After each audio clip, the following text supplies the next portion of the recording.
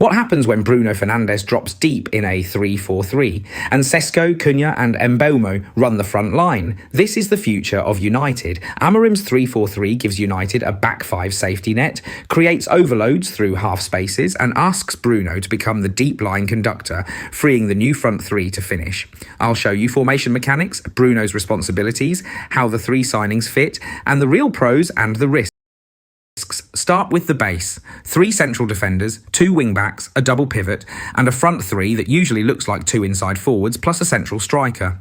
In build-up, the keeper and 3 centre-backs form the pivot. One often steps slightly forward as a passing outlet. Wing-backs push high to stretch play wide. The 2 inside forwards tuck into half spaces to overload the opponent's midfield and create passing lanes. The system alternates between patient possession to draw pressure and immediate transition attack, 5 attackers ready to exploit space on the break. But controlling when to switch between those 2 modes, that's where the real magic happens, and it starts with Bruno Fernandes. Bruno drops deeper. He's no longer the classic advanced number 10. In Amorim's plan, Bruno becomes a regista number 6 hybrid, a conductor who receives from the back, controls tempo and sprays vertical or diagonal passes to the wing-backs and inside forwards.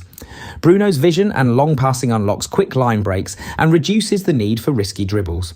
Defensively, a partner in the pivot, Casemiro, covers the space Bruno vacates. Drawback, Bruno must resist constant late box runs and prioritise positional discipline, otherwise the midfield loses its balance. He's no longer the pure number 10 hunting in the final third. In this 3-4-3, he becomes the regista, a deep-lying playmaker, sitting in the double pivot alongside Casemiro. This role puts Bruno at the heart of every build-up. He receives directly from the defence, dictates tempo, and uses his vision and long passing to break lines early, reducing the need for risky dribbles higher up. Think 40-yard diagonals to Mbeumo's diagonal run or a disguised vertical into Sesko's feet. If he adapts, this could be devastating for United. His creativity from deep frees Mbeumo, Cunha and Sesko to stretch the back line, while Bruno stays in command of the tempo. The result? United gain control without sacrificing the ability to strike in an instant.